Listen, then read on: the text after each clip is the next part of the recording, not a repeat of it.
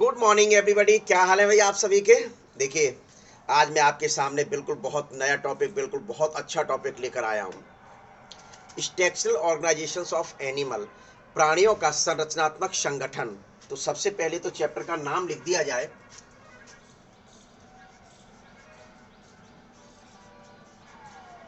Structural organisation of animal, प्राणियों का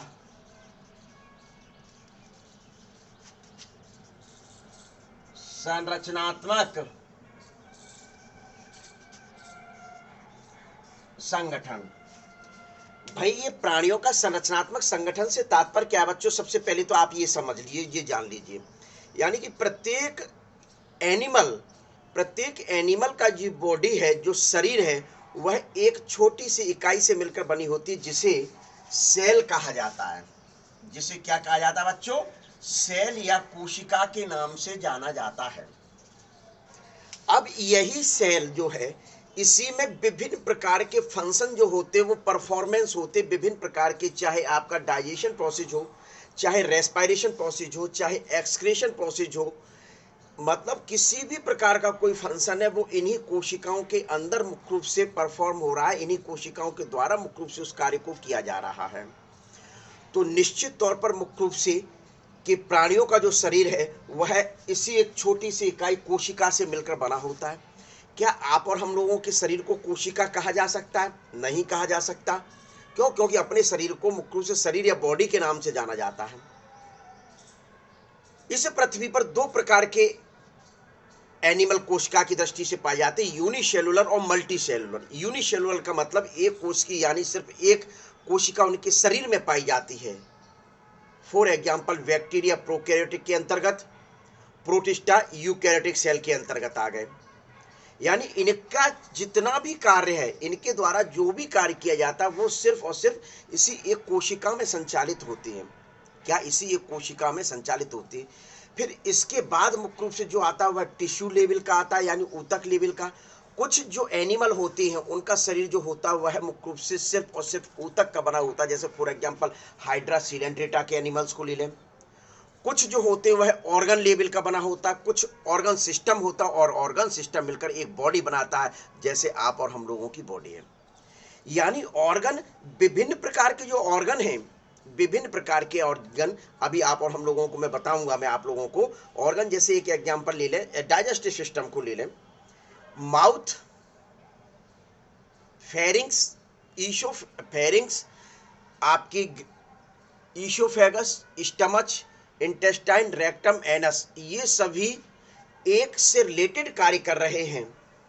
कोई भोजन को मुख्य रूप से चबा रहा है, कोई भोजन को निगलने का कार्य कर रहा है, कोई भाग भोजन को डाइजेस्ट करने का कार्य कर रहा है, कोई भाग सरल फूड को एब्जॉर्ब करने का कार्य कर रहा है, कोई निकालने का कार्य कर रहा है। यानी एक जैसे एक से रिलेटेड कार्य कर रहे हैं, तो इसको एक सिस्टम कह दिया गया, डाइजेस्टिव सिस्टम। इस प्रकार से बहुत सारे सिस्टम मिलकर एक बॉडी का निर्माण करते हैं, जो आप और हम लोगों की बॉडी है। तो स्वाभाविक है कि आपका जो चैप्टर जो है वह टिश्यू से रिलेटेड है, तो उसी पर चर्चा सबसे पहले मुख्य रूप से होगी। सेल, देखिए, सेल है, टिश्यू, इनको क्या कहा जाता है? सिमिलर,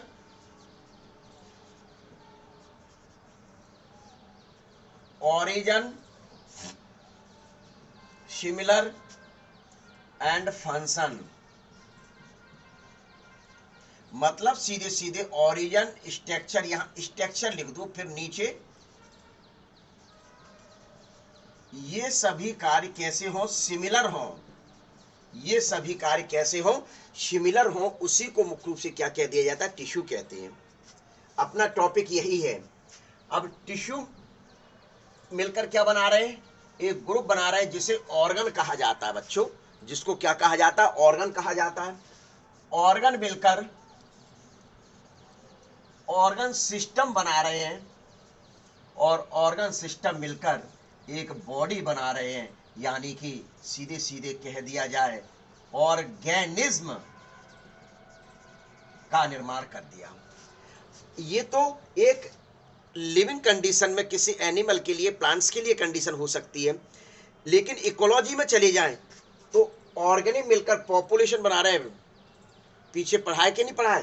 पॉपुलेशन आगे मिलकर कम्युनिटी बना रहे हैं, कम्युनिटी मिलकर इकोसिस्टम बना रहे हैं, इकोसिस्टम मिलकर मुख्य रूप से आपके बायोम्स बना रहे हैं, बायोम्स आपके बायोस्फीयर का निर्माण कर रहे हैं। वो वहां स्टडी आपको कराई जाए ऑर्गेनिज्म में, क्या ऑर्गेनिज्म एंड पॉपुलेशन में आपने पढ़ा होगा।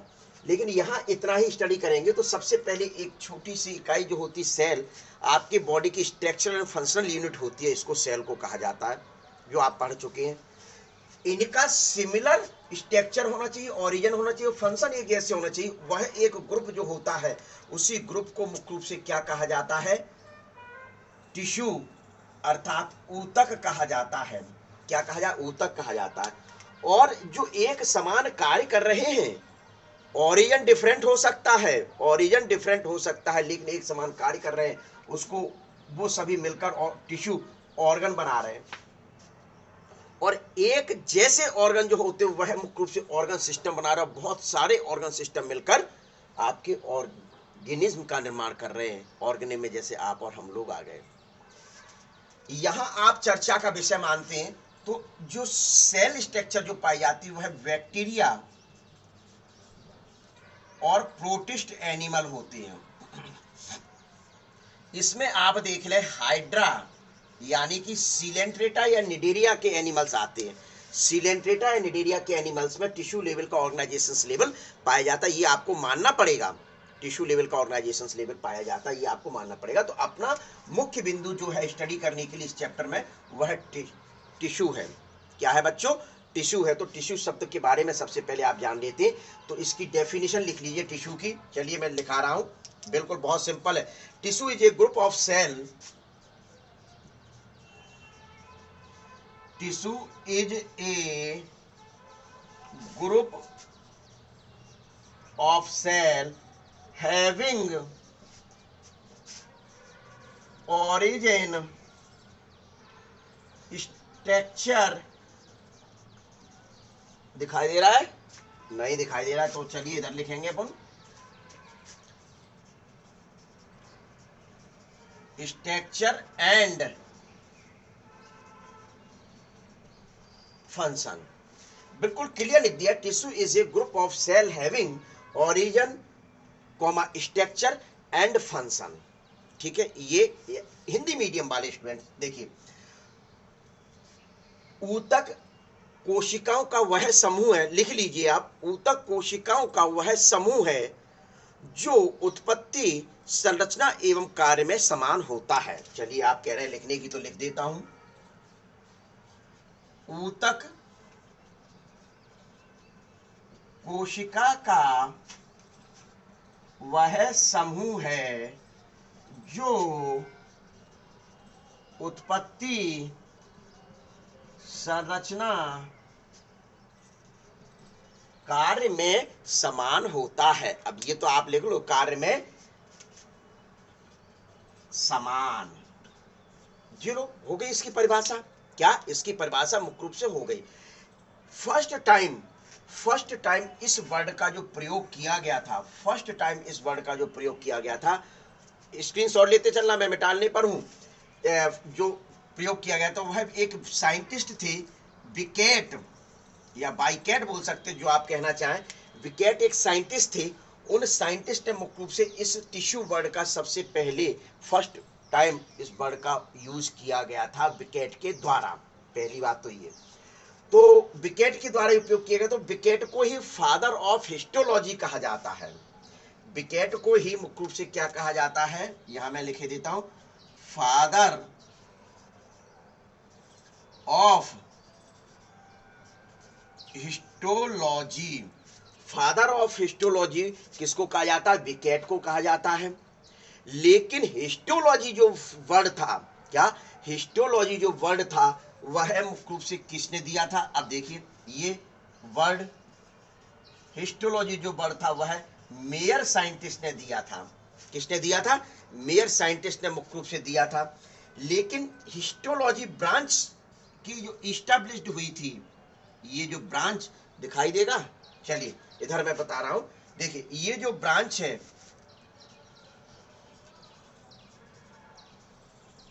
इस्टाब्लिश्ड,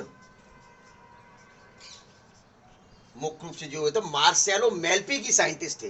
कौन से साइंटिस्ट दिखाई नहीं दे रहा है इधर। चलिए मैं इधर ऊपर उसको मतलब हिस्ट्री का स्क्रीनशॉट ले लीजिए भाई, स्क्रीनशॉट लीजिए जल्दी। देखिए अभी तक मैंने बच्चों क्या बताया, अभी तक मैंने कहीं कुछ नहीं बताया, बहुत सरल बात बताई कि सेल मिलकर टिश्यू बनाते जो स्ट्रक्चर ऑर्गन फंक्शन में समान होते हैं, ऊतक मिलकर ऑर्गन बनाते, ऑर्गन मिलकर ऑर्गन सिस्टम और ऑर्गेनिज्म आ गया।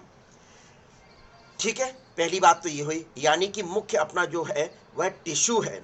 वह आप ये नहीं कहते, कह सकते अरे भाई टिश्यू ने मिलकर ऑर्गन बनाया, अरे भाई स्टमच है, ये स्टमच को टिश्यू कह दिया, टिश्यू नहीं, ऑर्गन है वह। स्टमच क्या है, ऑर्गन है। इस प्रकार का पूरे एलिमेंट्री कैनाल से रिलेटेड जो ऑर्गन है वह मिलकर और डाइजेस्टिव सिस्टम बना रहा है।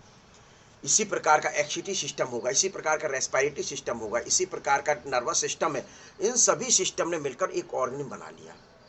क्लियर, ये बात आपको बिल्कुल आनी चाहिए। फिर इनकी जरा हिस्ट्री देख लेते हैं।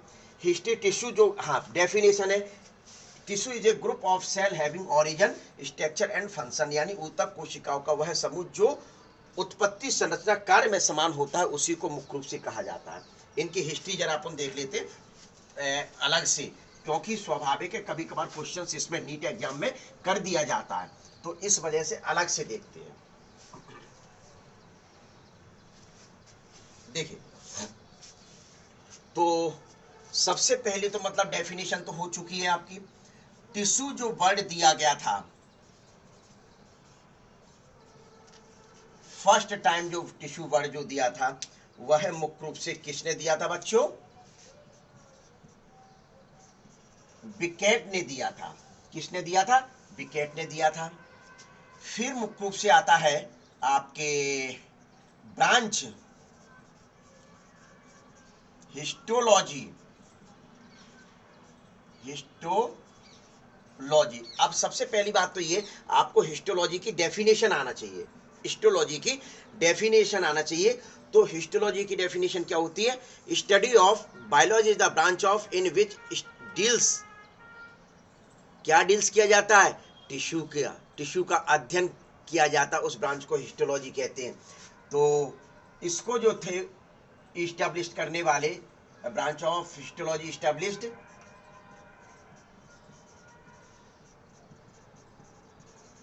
Marcelo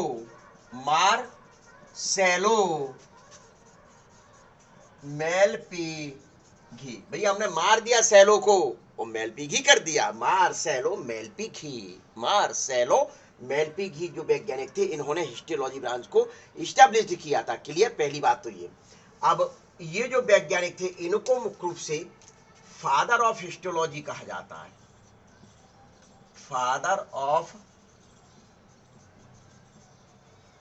histology. लेकिन मुख्य रूप से हिस्टोलॉजी जो इस्टेब्लिश्ड भले ही कर दिया इन्होंने, इस्टेब्लिश भले किया, लेकिन टर्म जो था, हिस्टोलॉजी टर्म जो दिया गया था वह किसने दिया था, मेयर ने। वह किसने दिया था, मेयर ने। तो आपको 3 साइंटिस्ट याद करने हैं। हिस्टोलॉजी टर्म दिया मेयर ने, टिश्यू वर्ड दिया बिकेट ने, फादर ऑफ हिस्टोलॉजी कहा जाता है बिकेट को ही, और हिस्टोलॉजी इस्टेब्लिश की थी ब्रांच मार्सेलो मेलपीगी ने। किसने की थी, मार्सेलो मेलपीगी ने। तो इतना मुख्य रूप से आपको क्या इसमें आपको ध्यान में रखना है। पहली बात तो मुख्य रूप से ये हुआ। अब सीधे सीधे मुख्य रूप से आते हैं इसके टाइप्स आते हैं। क्या आपको मुख्य रूप से यही पढ़ना है। तो 4 प्रकार के होते हैं। कितने प्रकार के होते हैं, 4 टाइप्स के होते हैं। First epithelium, second connective tissue, third muscular tissue and nervous tissue. ये 4 टाइप्स हैं। इस 4 टाइप्स को बिल्कुल सिंपल सा छोटा सा चैप्टर है भाई। इस चैप्टर में पढ़ना क्या, टिश्यू पढ़ना है, एनिमल टिश्यू पढ़ना है, और इसके बाद मुख्य रूप से स्ट्रक्चर ऑफ कॉकरोच है, क्या कॉकरोच है, बस इस चीज की स्टडी करनी है, वैसे ही चैप्टर समाप्त हो जाएगा, बिल्कुल सिंपल। तो मैं टाइप्स लिख दूं, इनके टाइप्स लिख दूं आप यदि कहें तो।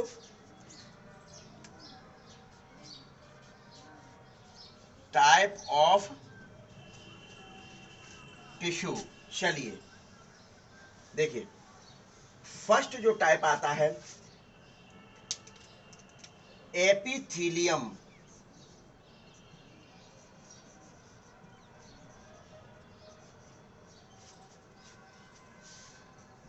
एपिथीलियम एपिथीलियम हुआ, जिसको क्या कहा जाता है, उपकला कहा जाता है, उपकला ऊतक।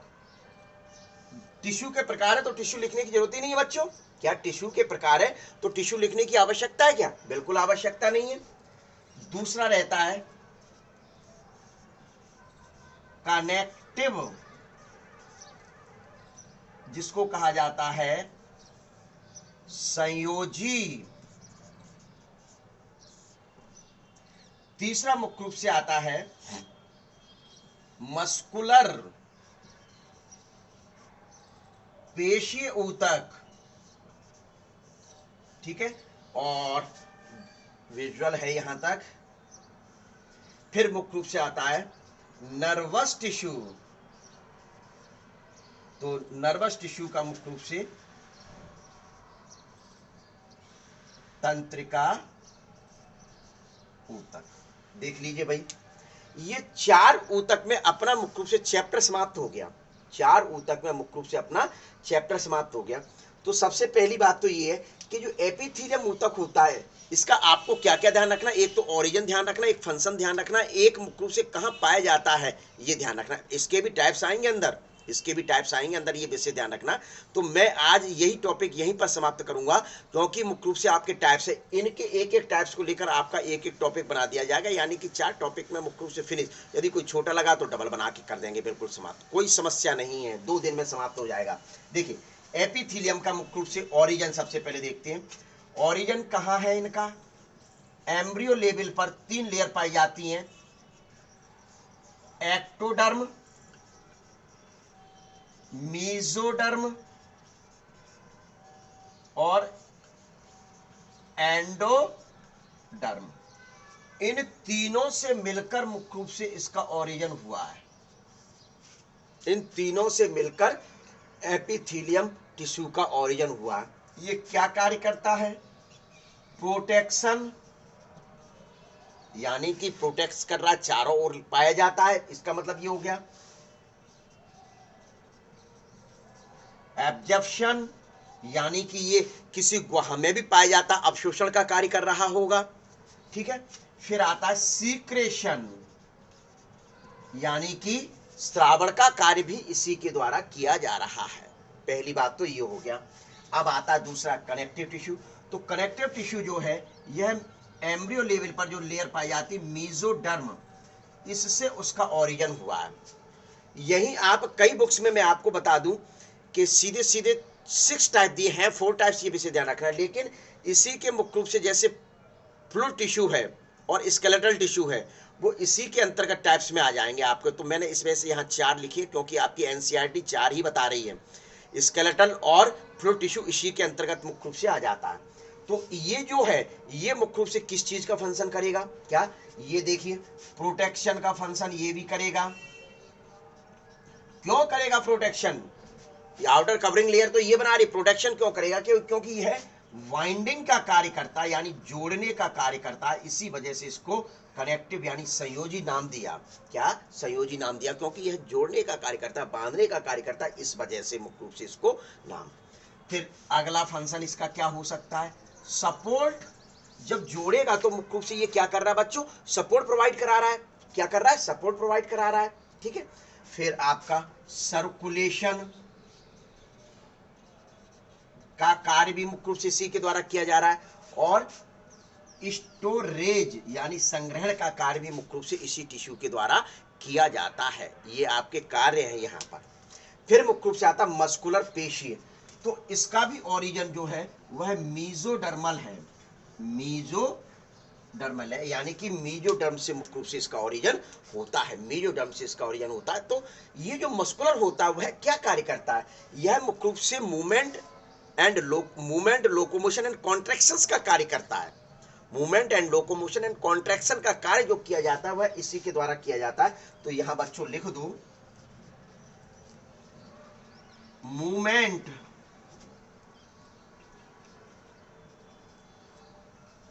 Locomotion and